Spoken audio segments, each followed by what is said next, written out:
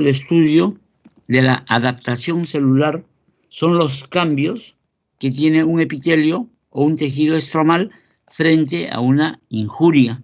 Por ejemplo, si nosotros usamos un zapato algo ajustado, lo que nos va a producir es una lesión a nivel de la epidermis, nos va a producir una ampolla. Si nosotros seguimos usando el mismo zapato, de la ampolla va a convertirse en un epitelio más resistente. Por ejemplo, nosotros en la piel tenemos un epitelio poliestratificado, plano, queratinizado. Pero cuando hay alguna injuria, va a haber un acúmulo. Primeramente se va a producir esa lesión ampollosa y después de la lesión ampollosa viene el acúmulo de queratina, con la finalidad de proteger al tejido que está frente a la injuria. También nosotros tenemos que tener presente que cuando hablamos de las atrofias, puede haber, por ejemplo, la más frecuente es la atrofia de tipo testicular. Y la atrofia de tipo testicular se puede presentar cuando hay una patología que va a ser la criptorquidia. También nosotros vamos a tener que la atrofia testicular se va a presentar en las personas mayores. Entonces nosotros lo que vamos a encontrar es que el intersticio del testículo va a estar fibrosado. Y nosotros para poder distinguir, por ejemplo, bien la fibrosis, vamos a tener que usar una coloración especial. Esta coloración especial es la tricrómica de Maso. Nosotros, así como presentamos la atrofia testicular, también puede haber una atrofia muscular. Y la atrofia muscular, por lo general, se presenta en personas mayores cuando no hacen actividad física. Si ustedes a una persona mayor lo ponen en una cama por un espacio de 15 a 20 días, se le produce la atrofia de miembros inferiores. Es también tan parecido como se va a presentar la atrofia de miembros inferiores cuando hay, por ejemplo, una lesión a nivel medular y el paciente no va a poder caminar. Entonces, el primer signo que uno tiene cuando observa un miembro inferior de una persona que ha tenido una lesión medular, va a ser el miembro, va a estar completamente adelgazado, no va a poder caminar, no va a poder estar de pie. Entonces, en la lámina que nosotros vamos a ver el día de hoy va a ser una atrofia testicular. Por favor, como no tengo la lista de los nombres acá, al azar me puedes dictar, por favor, Lisette, el nombre de una de las alumnas. ¿Aló, Lisette? En orden le digo, doctor. Sí, la primera alumna. Ya. El primer alumno es Bautista, pero me dijo que tiene problemas con su audio. Ya, sí, entonces con otro. Ya, Becerra. Becerra. Sí, doctor. Becerra. Sí, doctor. Ya, Becerra, mira, acá estamos viendo, y como puedes leer, es una atrofia testicular, ¿no es cierto? Nosotros vamos a ver acá primeramente la parte macroscópica. ¿Tú has visto testículos así macroscópicamente? O sea, después de una cirugía, ¿han hecho algún corte, algo? ¿O es la primera vez que ves un testículo? No, doctor. Según lo que observo, lo han cortado hacia la mitad, me parece. Ajá, longitudinalmente. Entonces tú vas a ver acá que va a tener las capas que van a cubrir al testículo, que es la albuginia y la vaginalis. Y acá va a estar lo que se denomina el cordón espermático y el ligamento testicular. Luego se va a ver una capa que va a introducirse entre estos tubos seminíferos. Y luego acá vamos a tener lo que viene a ser la cabeza. Por favor, apaguen los micrófonos. Solamente debe tener prendido el que está hablando. Y acá vamos a tener lo que se llama la parte del epidídimo. Entonces, la parte del epidídimo tiene una cabeza del epidídimo, que viene a ser esta, el cuerpo del epidídimo, y vamos a tener el conducto deferente. Es el que sale del epidídimo. Y ese conducto deferente, juntamente con lo que viene a ser el ligamento suspensorio del testículo, la arteria y la vena testicular, van a formar el cordón espermático. Entonces, cuando nosotros hacemos una cirugía que va a ser la vasectomía, o sea, se corta el conducto deferente. Entonces, ese conducto deferente al cortar va a impedir que los espermatozoides que están maduros a nivel del epidídimo puedan llegar justamente a la unión de lo que viene a ser la parte de las vesículas seminales con el conducto deferente. Entonces eso se produce para producir la esterilización en el hombre. Nosotros cuando vemos...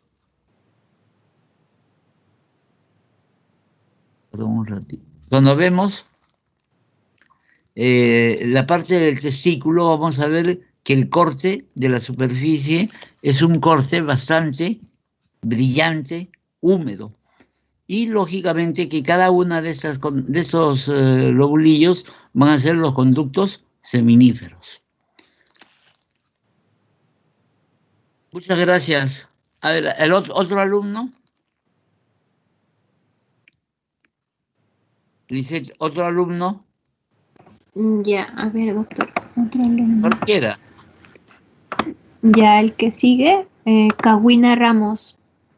Ya, Kawina, ¿qué estás observando en esta lámina?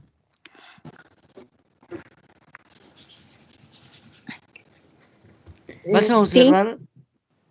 Sí. ¿Qué observas? Dime.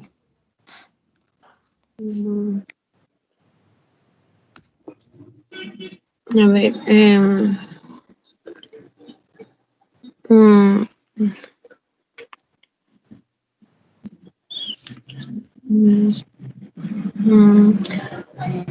pero estás observando. Observas que estos son los conductos seminíferos. Mira, todos estos son los conductos seminíferos. Va a haber una disminución de los conductos seminíferos y acá vas a ver un tejido fibrótico. Entonces, con la presencia de este tejido fibrótico, si yo hago una observación, por favor apaguen los micrófonos, solamente el que estaba hablando lo tiene prendido. Apaguen los micrófonos. Gracias. Entonces acá nosotros vamos a tener que esto es un tejido fibrótico. Y este tejido fibrótico se va a ver de color azul. Entonces eso nos va a indicar que cada uno de estos tubos seminíferos va a estar rodeado por bastante tejido fibrótico. Y a esto se va a denominar una atrofia testicular. Esta atrofia testicular se va a presentar cuando la persona es mayor o cuando ha tenido una criptorquidia. Dime, ¿qué cosa es una criptorquidia? ¿Qué es la criptorquidia? ¿Aló? ¿Hola?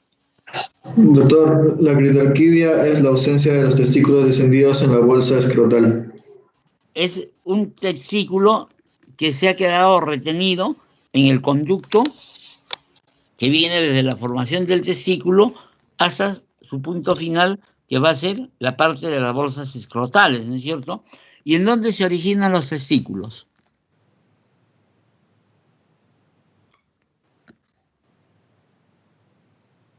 ¿En dónde se originan los testículos?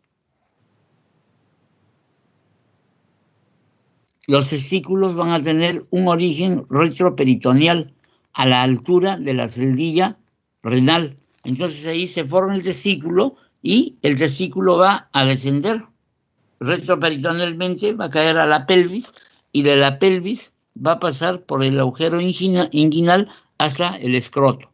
Si el testículo se queda retenido en cualquiera de este trayecto, se va a denominar una criptorquidia. Y si no se soluciona el problema rápidamente, el testículo se va a atrofiar. El testículo no puede estar a mayor de 34 o 35 grados. nosotros sabemos que la temperatura intraabdominal va a llegar hasta los 37 grados. Entonces es una temperatura muy alta y el testículo se va a atrofiar. Si se hace una cirugía oportuna, se va a poder rescatar al testículo porque vamos a hacerlo que se descienda hasta las bolsas escrotales. El tratamiento básicamente es quirúrgico. Hay algunos profesionales que dan hormonas y dice que les da buen resultado. Pero lo mejor es hacerle una cirugía para que pueda descender el testículo. Nosotros también vamos a ver que en las bolsas escrotales hay una circulación que va a ser como un radiador para que pueda enfriar a los testículos. Cuando los testículos son sometidos también intracorporalmente a una temperatura mayor, van a sufrir atrofia testicular. Nosotros cuando vemos acá, podemos reconocer que esto es un tubo seminífero porque va a tener las células que van a producir los espermatozoides y vamos a tener unas células que están a nivel de la membrana basal que van a ser las células de Sertoli. Y el espacio que existe entre un tubo seminífero y otro tubo seminífero va a ser el intersticio testicular y en esta zona se encuentran las células de Leydig. Las células de Leydig van a producir la testosterona, o sea, producen la parte hormonal. En cambio, las células de Sertoli van a producir protección a la espermatogénesis.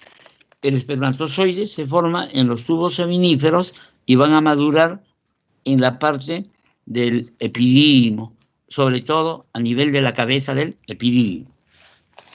¿Alguna duda, alguna pregunta acerca de lo que viene a ser la atrofia testicular? Bueno, no hay preguntas. Pasamos a lo que viene a ser el exocervix normal. Cuando nosotros observamos el cuello uterino, vamos a ver que el cuello uterino va a tener un ectocervix o un exocervix y un endocervix. El ectocervix es un epitelio de tipo poliestratificado, plano, no queratinizado. Y nosotros vamos a ver que ese epitelio, estamos observándolo acá, vamos a tener que esto van a ser las células basales, las células germinales. Luego vamos a tener las células que van a constituir un epitelio plano. Y vamos a ver que en esa parte superficial vamos a tener la presencia de los coilocitos. Entonces estos coilocitos van a ser la traducción de una infección viral. Y esa infección viral es el papiloma virus humano. Cuando nosotros hablamos del papiloma virus humano, vamos a ver que tiene cerca de 138 subtipos, pero los subtipos que van a estar con mayor frecuencia, vamos a tener que va a ser el número 16 y 18, que van a ser los causantes del posible cáncer de cuello uterino. La unión que existe entre la parte del ectocervix, o sea, de este epitelio poliestratificado plano, no queratinizado, y la parte del endocervix, que el endocervix tiene un epitelio cilíndrico, va a ser denominado como el portio o la zona escamocolumnar. Este es el punto en donde se origina el cáncer del cuello uterino. Cuando nosotros observamos, esto prácticamente es un exocervix que tiene solamente la presencia de los coilocitos, pero como no decimos que los coilocitos pueden dar el condiloma, entonces nosotros debemos pensar que existen dos tipos de condilomas, el condiloma de origen viral y el condiloma de origen sifilítico. Entonces uno va a ser el condiloma plano, que va a ser el sifilítico, y el otro el acuminado, que va a ser el que va a formar como unas elevaciones en la parte superficial. Acá nosotros podemos observar y podemos distinguir que esto es un epitelio poliestratificado plano, no queratinizado. Miren, y acá esto va a ser un epitelio de tipo cilíndrico. Entonces, cuando encontramos estas islas del epitelio poliestratificado plano, se va a llamar una metaplasia. Pero ojo, la metaplasia es el cambio de un epitelio por otro epitelio más resistente. Como nosotros podemos ver, ese es un epitelio cilíndrico simple y ese es un epitelio de tipo poliestratificado plano.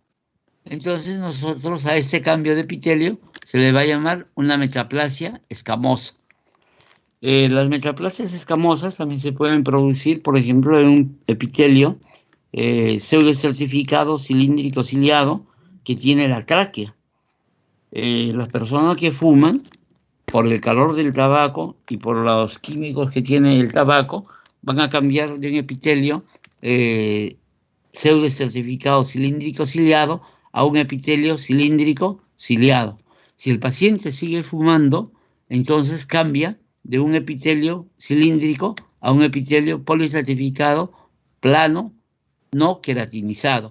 El paciente sigue fumando y se va a transformar ese epitelio poliestratificado no queratinizado en un epitelio poliestratificado queratinizado. El paciente sigue fumando y se va a convertir en una displasia.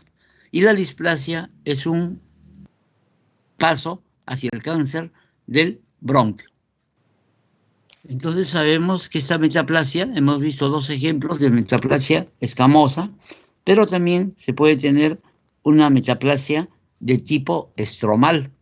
Nosotros, por ejemplo, en los miembros inferiores, en miembros superiores, tenemos el músculo. Y el músculo es el estroma.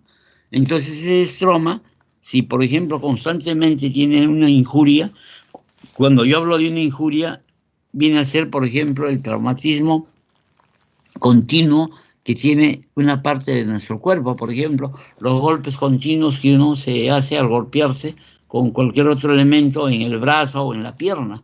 Entonces se transforma en una metaplasia ósea. Cuando yo hablo de una metaplasia ósea, estoy hablando de un cambio del músculo al tejido óseo. Esa metaplasia ósea, por si acaso, es diferente a la metástasis ósea. La metástasis ósea es la producción por las hormonas que va a ser producida por la paratiroides y la tiroides. Sabemos que la tiroides hace que el calcio ingrese al hueso y la paratiroides hace que se produzca el nivel óptimo de calcio a nivel de la sangre, o sea, la salida del calcio del hueso hacia la sangre. Eso se llama la metástasis ósea.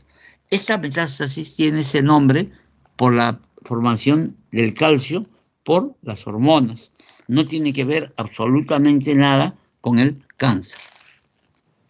Entonces nosotros, bien distinguible, acá vemos todo esto que es la metaplasia escamosa, estas son las células basales o las stem cell, y acá nosotros vamos a tener todo esto, la parte estromática del cuello uterino, que va a ser un tejido conjuntivo.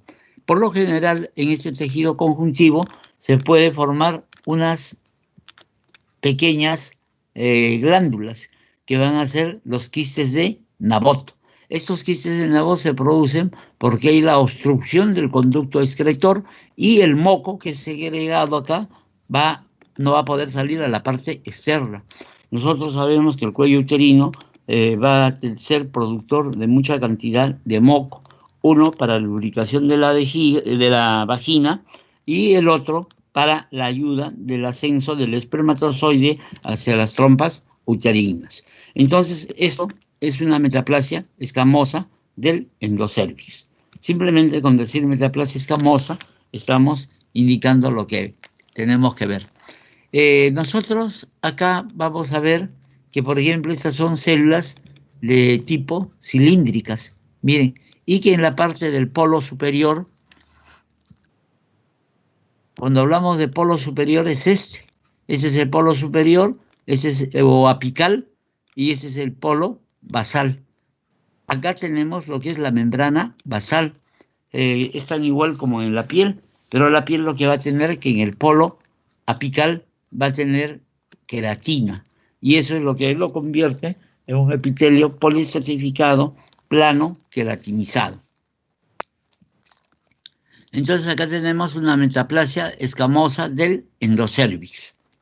Acuérdense que la unión del endocervix con la unión del ectocervix, el ectocervix es un epitelio poliestratificado plano, no queratinizado, y la parte del endocervix es un epitelio cilíndrico simple.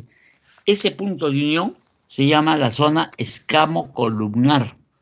Y en el ser humano, aparte que la mujer tiene este tipo de epitelio en el cuello uterino y se llama un epitelio de transición, vamos a tener que en la unión del esófago con el estómago también se va a tener ese tipo de epitelio, porque el esófago tiene un epitelio poliestratificado plano, no queratinizado, y se va a unir con el estómago que tiene un epitelio de tipo cilíndrico. El otro lugar en donde tenemos este epitelio de transición va a ser a nivel del colon y del ano en su porción interna. El colon tiene un epitelio de tipo cilíndrico y el ano tiene un epitelio poliestratificado plano, no queratinizado en su parte interna, porque el ano en la porción externa va a presentar un epitelio poliestratificado plano queratinizado, o sea, viene a ser piel.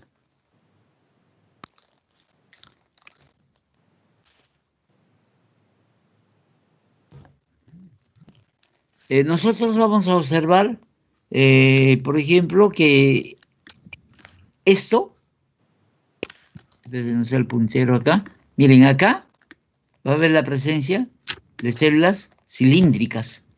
Y acá hay un cambio que va a ser unas células planas. O sea que esto es un epitelio cilíndrico y acá hay un epitelio de tipo plano, o sea, poliestratificado, plano, no queratinizado. La unión de esto, o sea, todo este segmento va a ser una metaplasia escamosa del endocervix. Esta metaplasia escamosa se presenta con bastante frecuencia a nivel del cuello uterino cuando hay una patología que viene a ser la parte del prolapso del cuello, porque el cuello va a estar expuesto, el cuello uterino se encuentra protegido por la parte de la vagina. Cuando sale el cuello uterino hacia la parte externa, que viene a ser el prolapso, va a tener frotes y roces con la ropa interior. Cuando se sienta la dama, va a tener también roce con el asiento que tiene.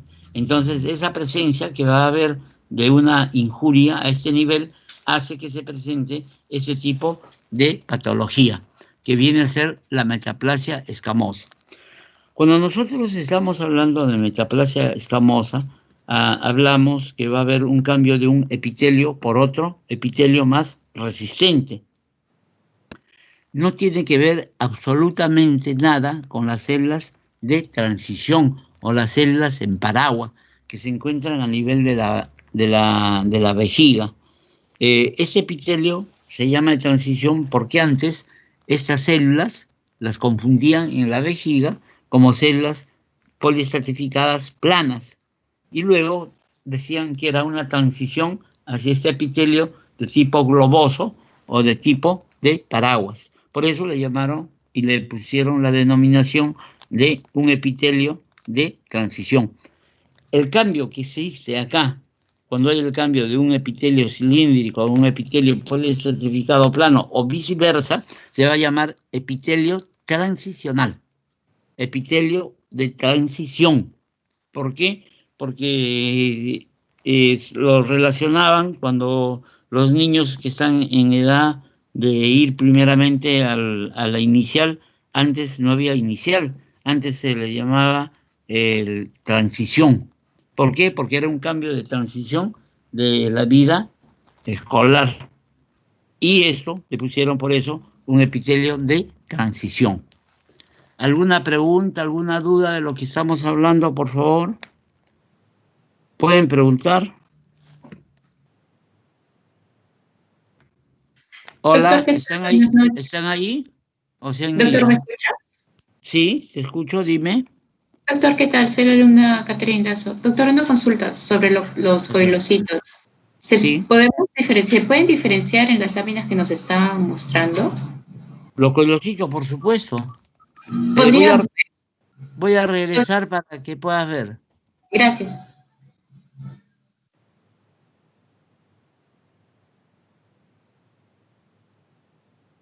Mira, los coilocitos son estas estructuras, mira, que van a aparecer como unos huecos con un núcleo. ¿Ven esto? Todo eso de acá. Esas son la presencia de coilocitos. Y estos coilocitos están en relación con una infección viral. Para que yo sepa si qué virus es, tengo que hacer el estudio del core, porque en el core va a estar el ADN. Entonces hago un PCR y voy a ver qué tipo de coilocito es. Si es un coilocito número 16 o un coilocito número 18, puede dar un cáncer de cuello uterino. Y por eso es que se hace la vacuna en las niñas. Acá en el Perú solamente han vacunado a las niñas, pero estos coilocitos se pueden presentar en hombres y en mujeres. Y en el hombre también puede dar cáncer de pene y va a dar un carcinoma epidermoide. Puede dar un cáncer a la garganta, puede dar cáncer a la lengua. Entonces, para eso es la importancia de saber qué tipo de coilocito es, si es un coilocito 16 o un coilocito 18. Estos cambios también de los coilocitos pueden presentar asociados a una displasia. Entonces, nosotros hemos visto que una displasia es el cambio de la asociación núcleo y el citoplasma. Vamos a tener núcleos más grandes. Acá nosotros, por ejemplo, vamos a ver que esos coilocitos se van descendiendo cuando van ascendiendo hacia la parte de la superficie del ectocervix. Y se va a ver muy bien, por ejemplo, acá, miren, se ve perfectamente bien el coilocito. El coilocito es este halo blanco que está acá, esto es un espacio entre la membrana del núcleo y la membrana citoplasmática. Nosotros, cuando observamos un cuello uterino, lo primero que tenemos que observar es la polaridad de las células. Miren, por ejemplo, acá van a ver que esta célula está un poco alargada y tiene un coilocito. Miren, acá también. Pero en la mayor parte de células son redondas y no van a tener mucho incremento en el tamaño del núcleo. Y también hay que ver lo que viene a ser la cromacia nuclear. Nosotros vemos que el núcleo es de un color medio azulado. Si vemos un color más oscuro, si vemos un núcleo muy grande, si vemos el núcleo rechazado hacia la periferia, diremos, esto es una displasia coilocitótica. Y cuando decimos una displasia coilocitótica, es casi paralelo a lo que diríamos que es una displasia leve. Creo que tengo unas láminas para ver las displasias, pero ya que estamos hablando de esto, nosotros cuando encontramos una displasia coilocitótica, se puede hacer un tratamiento con un antiviral y vamos a ver que los coilocitos van a desaparecer. Si es un coilocito número 16, número 18, es preferible hacer un cono cervical. Vamos a ver también que hay una diapositiva del cono cervical y con eso es el tratamiento para este tipo de lesiones. Cuando nosotros vemos los núcleos, por lo general los núcleos son redondos, pero si nosotros encontramos núcleos que han perdido la polaridad, o sea que en vez de que sean redondos, van a ser alargados, así como un platanito, entonces vamos a decir que puede existir una displasia. Y las displasias se clasifican en displasia leve, displasia moderada y displasia severa. Esta clasificación de las displasias es cuando las lesiones solamente están, por ejemplo, por debajo de la parte media del epitelio. O sea, si nosotros, miren, acá por ejemplo, para aprovechar la imagen que ha aparecido, esto es un cono.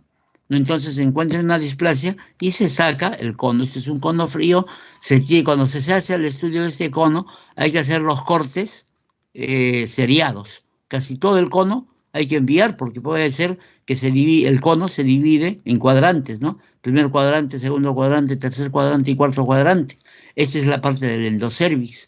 Entonces, el cáncer o la lesión precancerosa puede estar en cualquier cuadrante de estos. Si, por ejemplo, está en el primer cuadrante y yo le tomo en un tercer cuadrante, no me va a salir la neoplasia. Solamente la neoplasia saldría en este sector. Por eso es que se tiene que hacer la biopsia dirigida. ¿Cómo es la biopsia dirigida? Se hace una biopsia con colposcopía y se usa una sustancia para que pueda captar las células neoplásicas. Nosotros sabemos que las células neoplásicas van a tener un desarrollo mucho mayor que las células normales.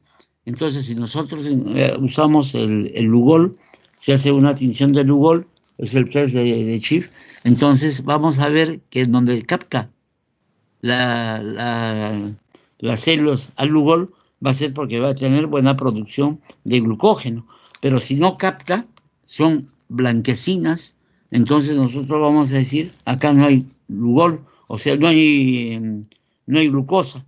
Entonces, si el glucógeno está disminuido, es porque existe mayor consumo por las células neoplásicas. Entonces, se sacará de esas zonas de color blanquecino.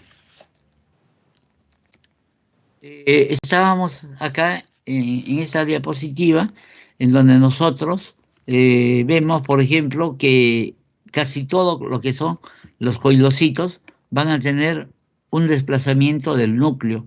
Los núcleos por lo general deben ser central, como se les ha dicho, pero miren, por ejemplo, en este caso tenemos el núcleo casi a la parte periférica. Acá tenemos en la parte central, acá también tenemos en la parte central, y esto nos va a hacer las displasias. Entonces, cuando uno habla de una displasia leve, es porque las lesiones van a estar por debajo del tercio medio del epitelio. Si se llega a la parte media, va a ser una displasia moderada, y si pasa la parte media, va a ser una displasia severa. Por lo general, las displasias leves pueden regresionar hacia el epitelio normal, pero una displasia moderada y una displasia severa es muy difícil que regresione hacia una displasia leve o hacia un epitelio normal. Cuando tenemos una displasia moderada y una displasia severa, por lo general avanzan a lo que viene a ser el carcinoma in situ o viene a ser posiblemente también un carcinoma infiltrante. Se llama carcinoma epidermoide porque la lesión va a estar a nivel del epitelio y no va a romper la membrana basal. Esto de acá, miren, todo esto lo que les estoy mostrando acá abajo, toda esta parte de acá, esto es una membrana, son las células basales. Esas células basales, si permanece la neoplasia maligna solamente es acá, va a ser un carcinoma epidermoide in situ. O sea, el carcinoma epidermoide in situ es el carcinoma que solamente se encuentra a nivel del epitelio. Si rompe esta membrana basal, va a ser un carcinoma infiltrante. Entonces, cuando tenemos un carcinoma infiltrante, vamos a tener el carcinoma microinvasivo cuando tiene una profundidad de 3 milímetros de las células basales hacia la parte estromática. Puede haber 3 milímetros en cuanto a la longitud y a la profundidad, entonces hablaremos de milímetros cuadrados. También máximo se debe tener 9 milímetros para decir que es un carcinoma microinvasivo, y cuando pasa esta dimensión vamos a tener un carcinoma invasivo. Vamos a ver que nosotros hablábamos de unas glándulas que se encontraban a nivel del estroma en el cuello uterino. Esas son los quistes de Nabot. Entonces puede haber las células neoplásicas que hacen metástasis a nivel de las glándulas de Nabot. Entonces va a seguir siendo un carcinoma in situ. Pero si encontramos una metástasis, la metástasis es cuando las células neoplásicas invaden la luz vascular, entonces va a dejar de ser inmediatamente un carcinoma in situ y ya será un carcinoma infiltrante. ¿Alguna pregunta en lo que se les ha explicado? Pregunten, por favor. Ese es el cuello, el cono del cuello uterino que ya hemos explicado. Esta es la metaplasia, que también ya la hemos explicado. Esta es la metaplasia escamosa del endocervix.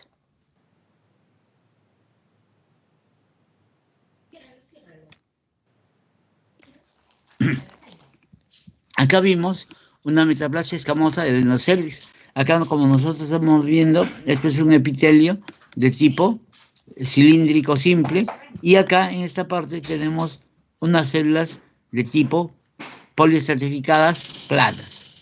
Entonces esto se llama una metaplasia. Ya saben que la metaplasia se define como un cambio del epitelio o del estroma por otro más resistente.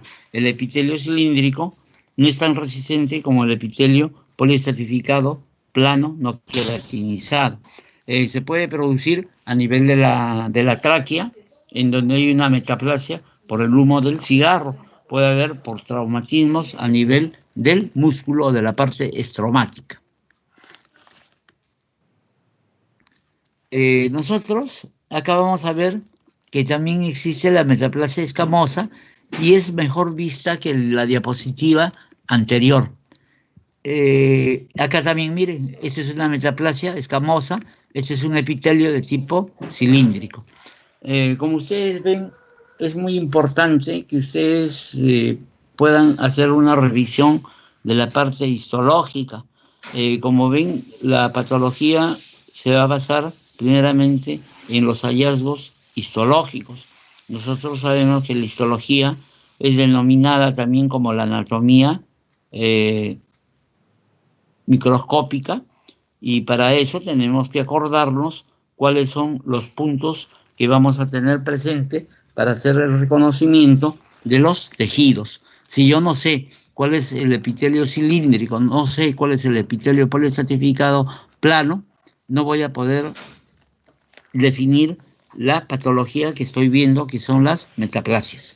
Acá, por ejemplo, esta lesión, esto es una glándula de Nabot que va a segregar moco, pero que se está dilatando, porque muy posiblemente el conducto excretor esté obstruido, y esto va a seguir produciendo moco y la glándula se va a distender. Muchas veces esta distensión es tan grande que puede confundir con una tumoración, y en realidad es una tumoración de tipo quístico con contenido de moco. A ver, nuestra delegada, Lisette. Sí, doctor. Lisette, Sí, ¿cómo yo escucho. sabría que lo que produce esta glándula es moco? ¿Con qué coloración? ¿Con qué coloración? O mejor dicho, ¿con qué histoquímica? Histoquímica, por si acaso, es diferente a inmunohistoquímica. Histoquímica solamente son por medio de color. En cambio, la inmunistoquímica es la reacción antígeno-anticuerpo. ¿Hematoxilina eosina? No. Es una coloración que da un color rosado, que se designa con 3 letras. Con paz.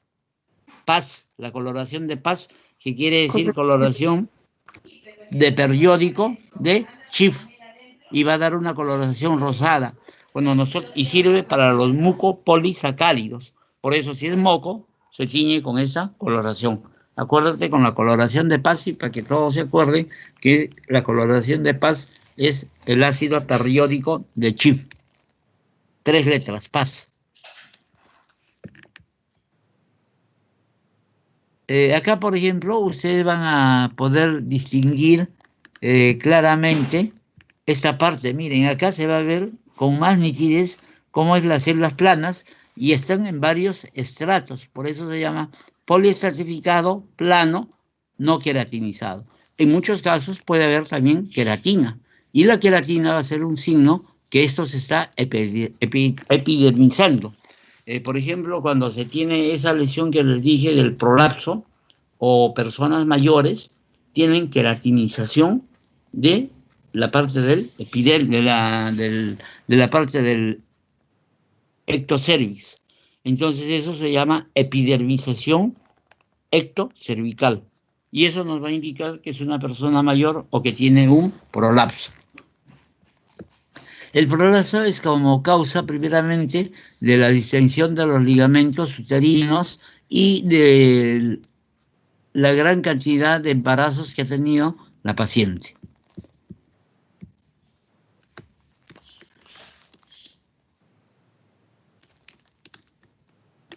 Perfecto. Acá nosotros, miren, vamos a ver primeramente un epitelio de tipo escamoso. Miren, acá se va a ver excelentemente bien cómo se ha engrosado este epitelio. Entonces acá nosotros vamos a tener una hiperplasia epitelial. Vamos a tener la presencia de los coilocitos, miren esos espacios. Entonces esta parte de acá viene a ser un epitelio escamoso original. Vamos a tener acá un epitelio escamoso que tiene una metaplasia madura. Se llama una metaplasia madura porque va a producir queratina. Y la queratina es parte de lo que es el epitelio poliestratificado plano, queratinizado, que viene a ser la piel. Y acá vamos a tener una metaplasia escamosa con una metaplasia inmadura. Se llama inmadura porque no va a tener la formación de queratina.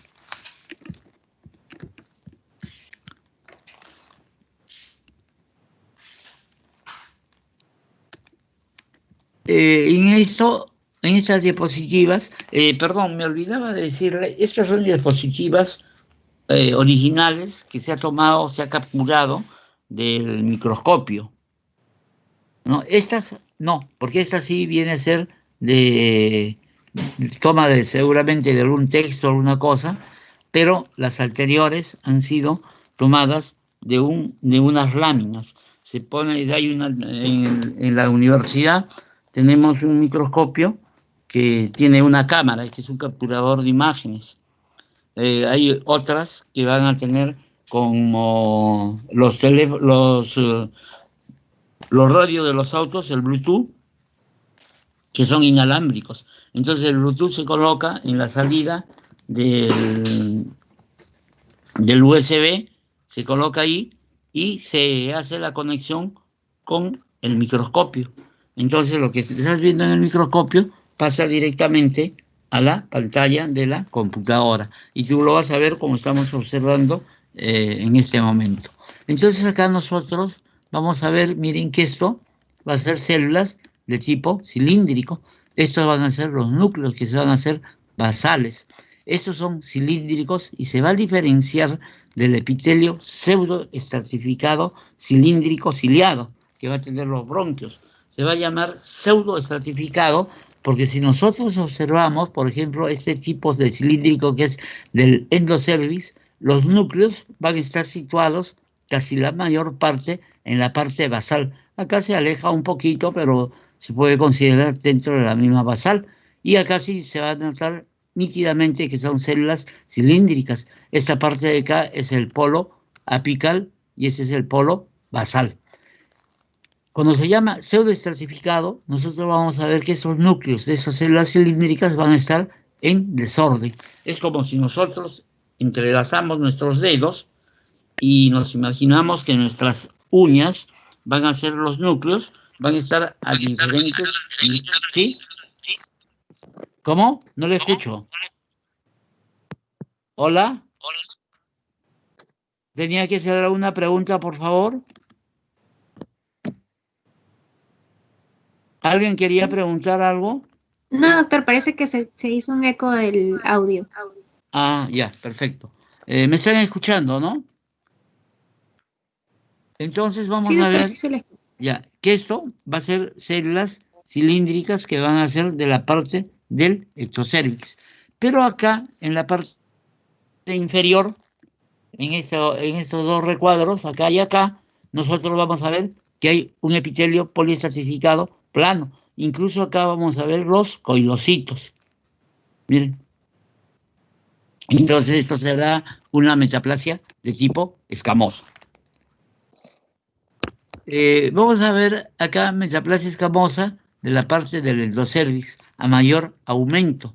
Nosotros reconocemos, ¿esto qué tipo de células son? Células cilíndricas. Entonces esto vendrá a ser la parte del endocervix. Endo es adentro, ecto es hacia afuera. Entonces nosotros vamos a ver acá que hay la formación de este epitelio que van a ser células planas poliestratificadas. Entonces acá vamos a tener una metaplasia escamosa de lo que viene a ser el endocervix. Acá nosotros vamos a ver nítidamente cómo es el origen de lo que viene a ser la parte de las células cilíndricas y las células poliestratificadas planas. Entonces esto va a ser el portio o la zona escamocolumnar. En esta zona se va a originar el cáncer del cuello uterino.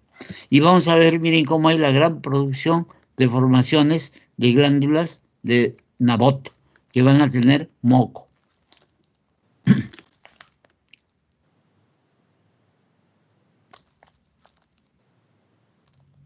Llegamos a la próstata. A ver, ¿quién está prendiendo su micrófono para que me conteste la siguiente pregunta? O llama tú a cualquier alumno, por favor. ¿Puedes llamar a cualquier alumno para que me conteste las preguntas que yo haga?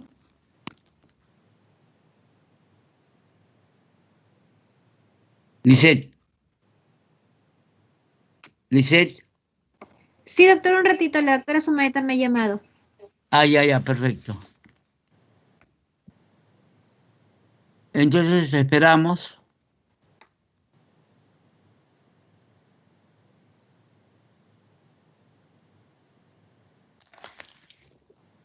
A ver, un voluntario para que me explique estas diapositivas.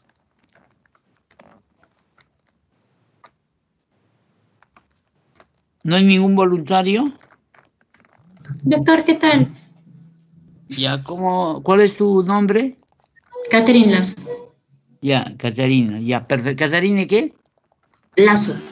Lazo, perfecto. A ver, Catarina Lazo, explícanos la diapositiva.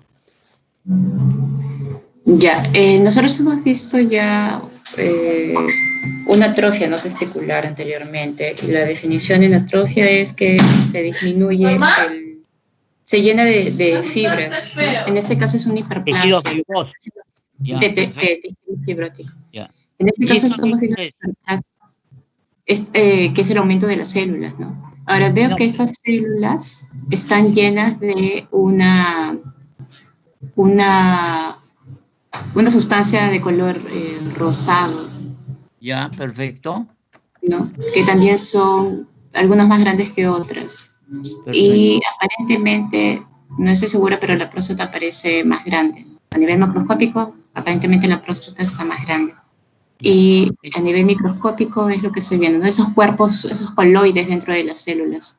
Ya, es mejor no llamarle coloide, porque coloide es en la tiroides.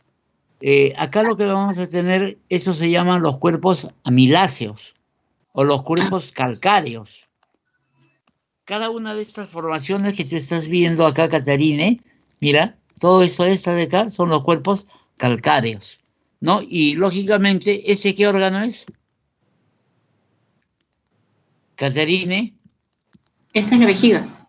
La vejiga, y acá tenemos, justo pegado casi a la vejiga, lo que viene a ser la próstata.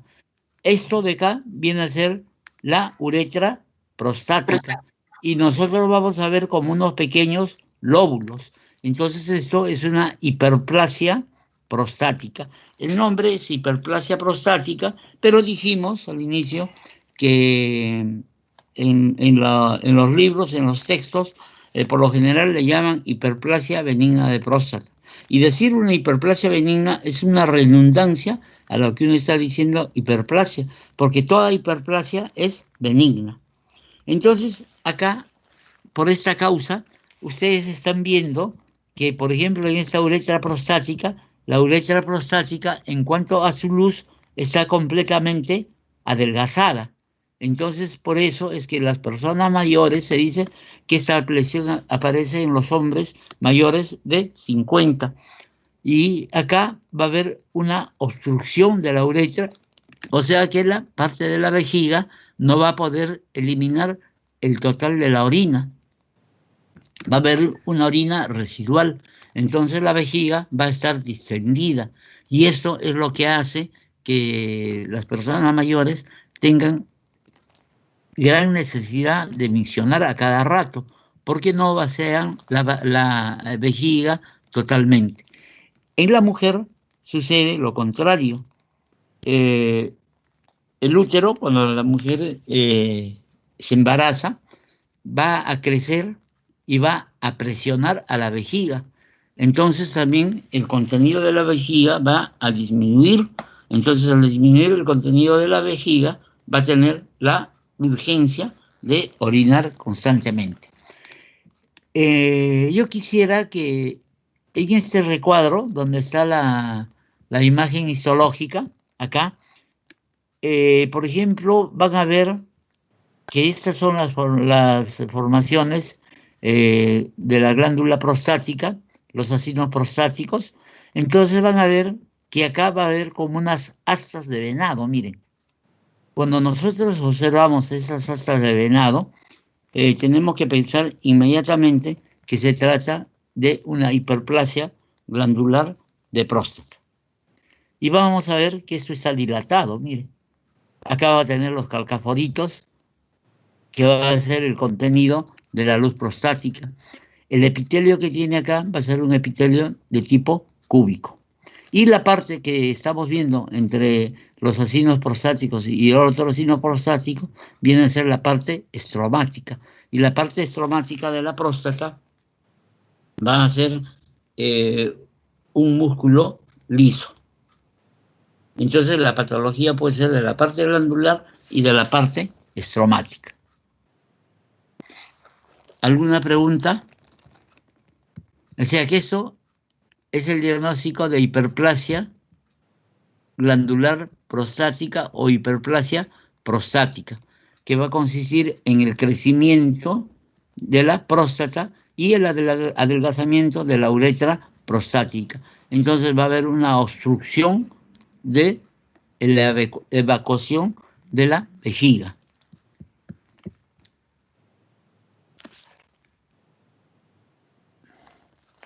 Acá tenemos el corte de la próstata. La próstata tiene lóbulos. Este va a ser un lóbulo posterior. El examen de la próstata se hace con tacto rectal. Se puede hacer ecografías transrectal con un transductor transrectal.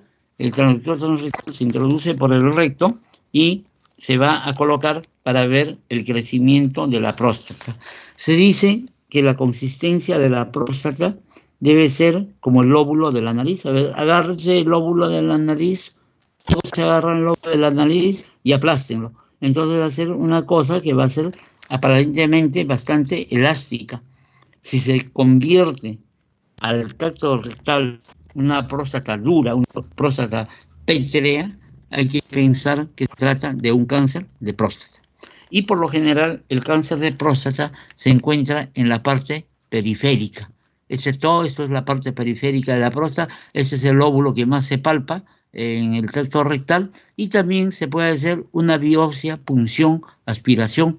Es con una aguja Turcot que tiene aproximadamente unos 15 a 20 centímetros. Se introduce por el recto y se va a atravesar el colon y se va a llegar a la próstata. Se va a aspirar y se va a sacar fragmentos de la próstata. Entonces nosotros vamos a poder ver si en esos fragmentos puede haber cáncer o no puede haber cáncer. Hay un protocolo para hacer el tratamiento o el diagnóstico de cáncer de próstata. Primero, la parte clínica, que va a ser el tracto rectal. 2, va a ser la ecografía transrectal. Y 3, la biopsia. También se hace el estudio de inmunohistoquímica con el antígeno prostático específico. El antígeno prostático específico no es lo ideal para hacer diagnóstico de cáncer de próstata, pero sí es muy importante para poder ver las metástasis. La próstata da muy frecuentemente metástasis a lo que viene a ser la cintura pélvica y también puede dar metástasis a las vértebras. Entonces acá nítidamente nosotros vemos que hay un lóbulo, acá hay otro lóbulo, y este es el lóbulo posterior, ¿no es cierto? Y para acá viene la parte que se conecta con lo que viene a ser la vejiga, y acá tenemos la uretra prostática.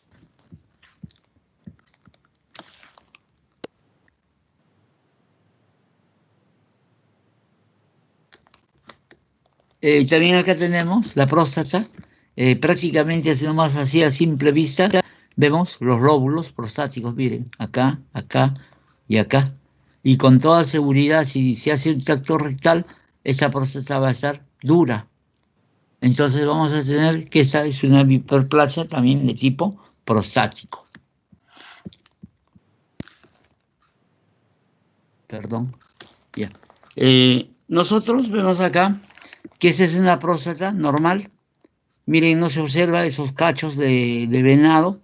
Tenemos la parte estromática nítidamente distinguible de todo esto.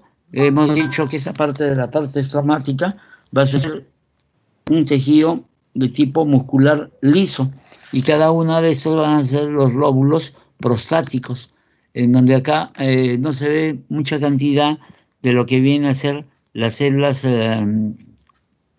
esas formaciones calcáreas. Acá se ve una formación calcárea, mire. Y el epitelio es un epitelio de tipo cúbico. Si nosotros veríamos acá células muy pequeñas, células muy rígidas, muy firmes, células con poco tejido estromal, estaríamos pensando que se podría tratar de un cáncer de próstata. Y el cáncer de próstata se llama adenocarcinoma de próstata.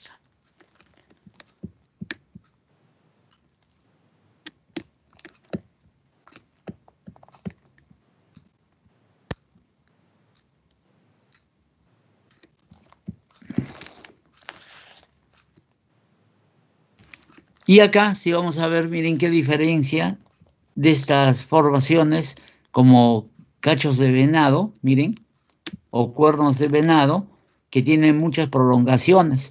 Entonces esto viene a ser una hiperplasia benigna de próstata.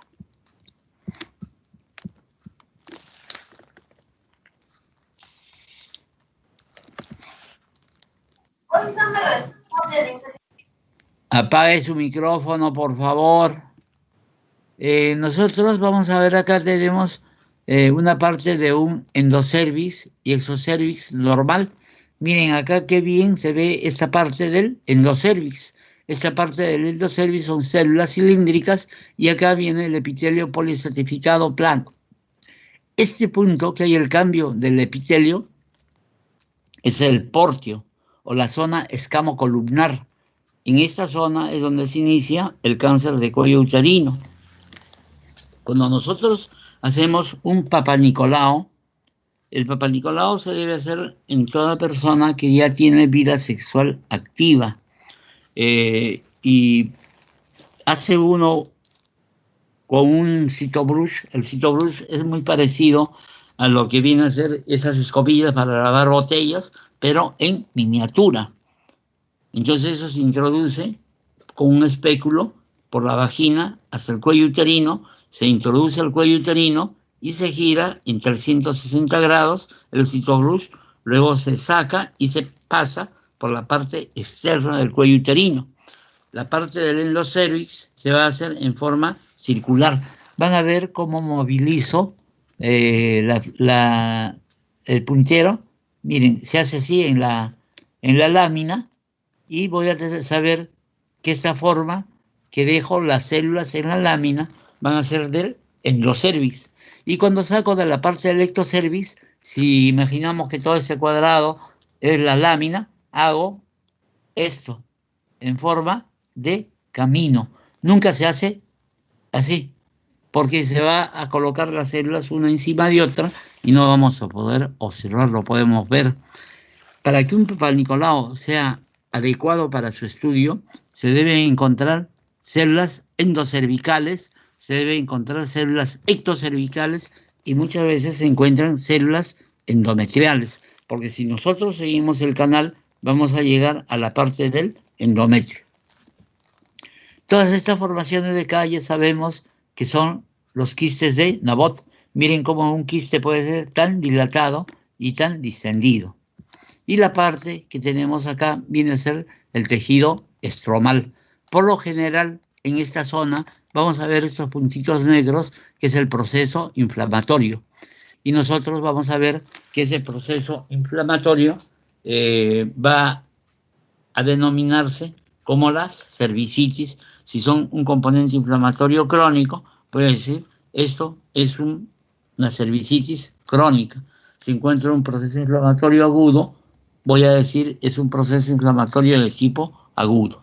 Y microscópicamente, ¿cómo yo sé que es un proceso inflamatorio crónico? ¿Con qué elementos yo digo que es un proceso inflamatorio crónico? A ver, ¿quién me puede contestar? Lisette, a ver, ¿algún alumno? Lisette. Un alumno de lista Campuzano. Campuzano. Sí, doctor. Sí. Ya, dime, ¿cuándo se dice que un proceso es un proceso inflamatorio crónico y cuándo es agudo? Crónico cuando es después de un tiempo, o sea, de un tiempo y sigue, en cambio No. agudo. Yo te estoy diciendo en forma histológica, por eso te he dicho qué elementos debes encontrar para decir que es crónico y qué elementos debes encontrar para decir agudo. Es lógicamente que en la clínica uno pregunta, señor, ¿cuánto tiempo está usted enfermo? ¿Sabe qué, doctor? Estoy enfermo hace 20 días. Entonces, eso es un proceso crónico. Más de 15 es un proceso crónico. Menos de 15 días es un proceso agudo. Pero, ¿tú qué elementos encuentras para decir si es un proceso inflamatorio agudo o es un proceso inflamatorio crónico? ¿Comprendiste la pregunta, no? Sí, doctor. Presencia del linfocito, imagino, no estoy seguro en esa parte. El linfocito, justamente con los monocitos, cuando tú los encuentras, vas a decir que es un proceso inflamatorio crónico, ¿no es cierto? Porque van a ser los agranulocitos. En cambio, si yo encuentro los granulocitos, que va a ser el basófilo, los eosinófilos y los neutrófilos, van a ser un componente inflamatorio agudo. Y tú muchas veces puedes encontrar de los dos. Y cuando encuentras de los dos, vas a indicar que es una reagudización de un proceso inflamatorio crónico. ¿En qué órgano tú puedes encontrar una reagudización? Campuzano. Sí, a ver. ¿Qué órgano? Yo sé que tú has escuchado muchas veces esa palabra. En la vesícula biliar. En la vesícula biliar tú puedes encontrar procesos inflamatorios crónicos reagudizados. Entonces dices, esto es una colecistitis crónica reagudizada. Algunos profesionales prefieren evitar esto de reagudización y prefieren colocar proceso inflamatorio crónico y agudo. ¿De acuerdo? ¿Está bien, Campuzano? Sí, doctor, muchas gracias. Gracias a ti. Gracias. Bueno, pasamos a lo que viene a ser las displasias. Yo les dije que las displasias se podían dividir en displasia leve, ¿no? Displasia leve hasta menos de la mitad.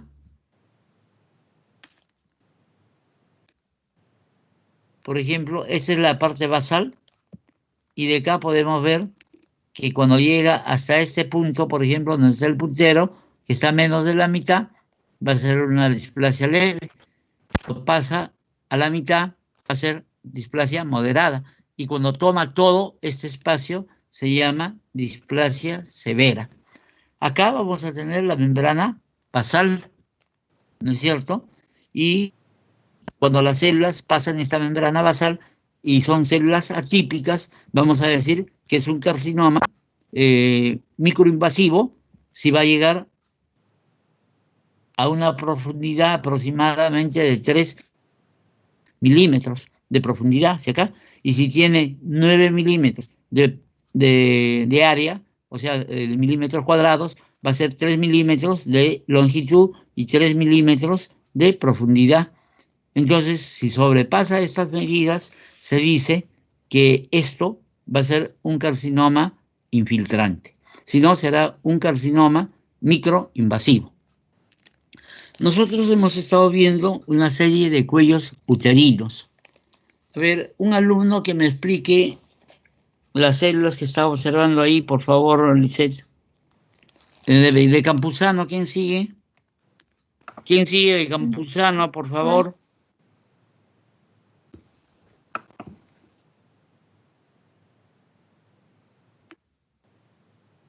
¿No hay nadie ya que siga? Sí, solo que estoy entrando porque está cerrado. A ver. De Campuzano sigo yo, doctor. Ya, a ver. ¿Qué te parece las células de lo que estás observando acá?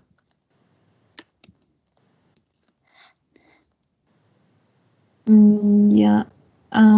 La coloración en unas ¿Qué es está más oscura que ¿Cómo es la otras. coloración? Es más En intensa, ¿no? unas está más intensa que las otras. También sus núcleos Están están hipercromáticos, grandes. ¿cierto? Y acá, ¿qué Sí. vas a ver en cuanto a la polaridad? Por ejemplo, esta célula de acá, esta célula de acá, esta de acá, esta, ¿son redonditas o están medias paraditas que han perdido la polaridad? Se parecen como unos platanitos, miren, todo esto. Entonces, Parecen acá, elipsis. ¿un Son qué? elípticas. Un poco elípticas. No Ya, tienen forma redonda. exactamente, eso es pérdida de polaridad. Y vamos a ver, miren, cómo acá esta célula es prácticamente ya está casi echada, casi paralela con lo que viene a ser las células basales. Y vamos a ver que también existen estos coilocitos. Y acá vamos a ver, miren, cómo el núcleo está está retraído hacia la parte periférica, miren, acá como esta prácticamente es una célula casi vertical. Y vamos a ver que acá se está presentando, ¿esto qué será? Esto es una mitosis. Mira, es una división celular, pero esta división celular es atípica. Entonces nosotros vamos a llamar a este cuadro una displasia. Y vamos a ver que las células displásicas van a sobrepasar la parte media de todo este epitelio. Entonces, si sobrepasa la parte media, hay bastantes cambios en la forma, sobre todo en la membrana nuclear y en la relación núcleo-citoplasma, entonces vamos a llamar a esto una displasia moderada. Es bastante notorio ver estas displasias con el epitelio normal que hemos visto hace un rato. ¿Alguna pregunta en esa lámina? Miren, por ejemplo, acá esto va a ser un coilocito. Miren, este es un coilocito y el núcleo va a estar bastante retraído a la parte periférica y es un núcleo bastante deforme. Entonces esto es una displasia coilocitótica, pero no solamente será una displasia coilocitótica, sino cuando encuentras esto ya es una displasia moderada asociada a coilocitosis. Displasia moderada asociada a coilocitosis.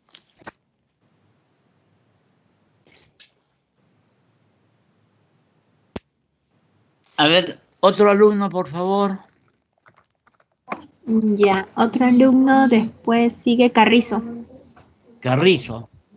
Sí, doctor. Vamos, Dígame. Carrizo. Buenas noches. ¿Sí, me escucha?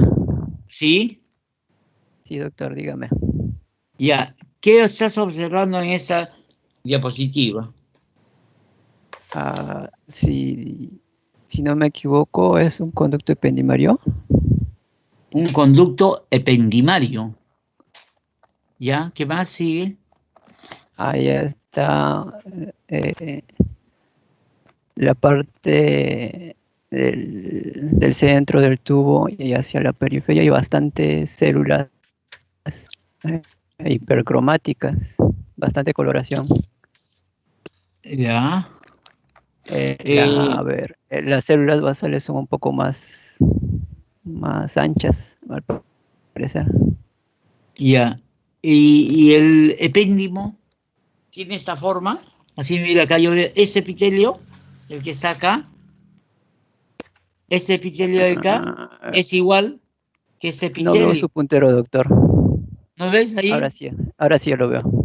Ya, ahora, acá, ese epitelio de acá va a ser igual que ese epitelio. Y si fuera el epéndimo, sería una cosa muy diferente. Es una parte tubular. Y eso no es tubular. Esto también es un cuello uterino que tiene esa prolongación del epitelio. Es una invasión, pero sin ruptura de la membrana basal. Estas células son muy similares a las que acabamos de ver en una displasia moderada. Pero acá nosotros vamos a ver que todo el grosor del epitelio está alterado. Miren, estas células. ¿Dónde está el puntero? Y se perdió. Acá miren estas células. Son tremendamente grandazas. Es un núcleo muy prominente. Va a haber mitosis y mitosis atípica. Miren cómo hay el crecimiento de todas estas células que van a llegar desde la membrana basal hasta la luz de esta glándula. Y acá vamos a tener la misma manera, miren, ese es el cuello uterino. Entonces, al estar tomado todo este epitelio, viene a ser una displasia severa. Si nosotros viéramos mayor cantidad de este tipo de células, diríamos que es un carcinoma in situ. Pero así abarca todo el grosor del epitelio y se llama una displasia severa. Gracias. Acá nosotros vamos a ver, por ejemplo, al lado izquierdo, en este caso, vamos a ver un cuello uterino con coilocitos, ¿no? O sea, un epitelio casi normal. Acá vamos a tener que las células, miren, pierden la polaridad, pero la pérdida de polaridad no sobrepasa la parte media de este epitelio. Va a tener coilocitos, miren. Y acá sí puede haber una displasia coilocitótica, que también se considera como un NIC1. Acá dice células intraepiteliales NIC1. Acá tenemos, miren, que pasa la parte de la parte media, llega casi hasta la parte superior, pero no es muy compacto, entonces va a ser unas células intraepiteliales grado 2. Y en el último recuadro vamos a ver casi similar a la diapositiva anterior, en donde el crecimiento de todas estas células es en todo el ancho del epitelio. Y eso se va a llamar un NIC3. Estas lesiones todavía no llegan a ser cáncer. Estas lesiones son lesiones preneoplásicas. O sea que en el cuello uterino las lesiones pueden ser células preneoplásicas, el NIC1, NIC2 y NIC3. El NIC1 puede revertir. El NIC2 y el NIC3 por lo general van hacia lo que es un carcinoma in situ del cuello uterino.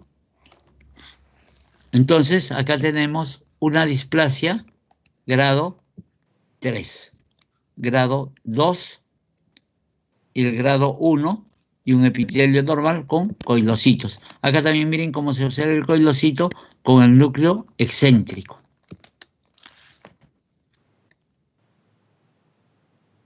Bueno, acabamos la práctica. Quiero ver si tienen alguna pregunta, por favor. ¿Tienen alguna pregunta que hacer? Doctor, No. disculpe. ¿Sí? ¿Podría volver a explicar la lámina del NIC3? ¿Desde dónde está, o bueno, de la displasia severa? ¿Dónde está la invasión? O sea, ¿en dónde está el...? Acá no hay invasión, hija. Lo que acabas de ver, mira, vamos a poner nuevamente. Gracias. Mira, acá. Acá se puede observar. Ya, miren. Acá tú ves que las células, o sea, los núcleos, son todos casi similares, ¿no? La Doctor, disculpe, no única... puedo ver mi lámina. ¿No ves el puntero? No veo sus diapositivas. ¿No ves mis diapositivas? Ah, hay que compartirlas, perdón. Ya, perdón, tengo que compartir. Gracias. Vamos a buscarla, compartir acá.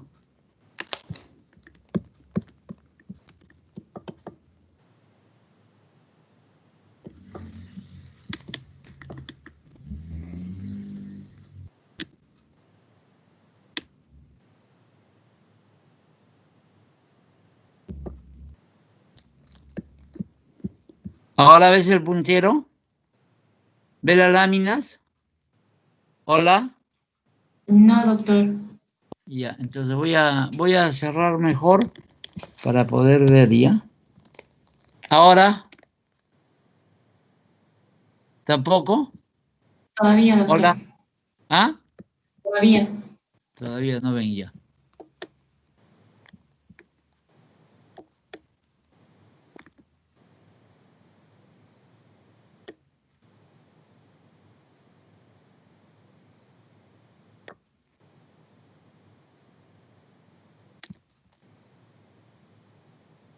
Doctor, tiene que ingresar a abrir bandeja de uso compartido para que pueda volver a Sí, pero compartir su tengo que pantalla. primeramente que salga de esta para poder llegar y compartir la pantalla.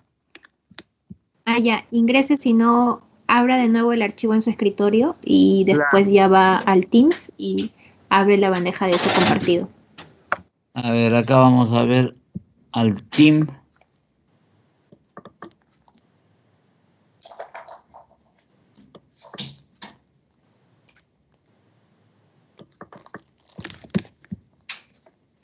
No, ahí tampoco nos van a ver.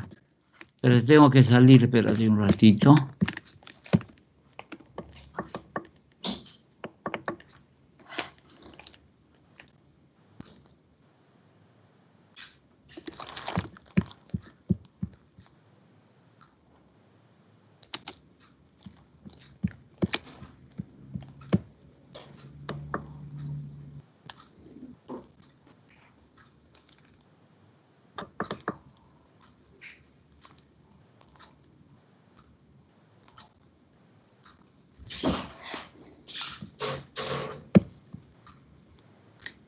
No, clase 1, esta es la de patología general.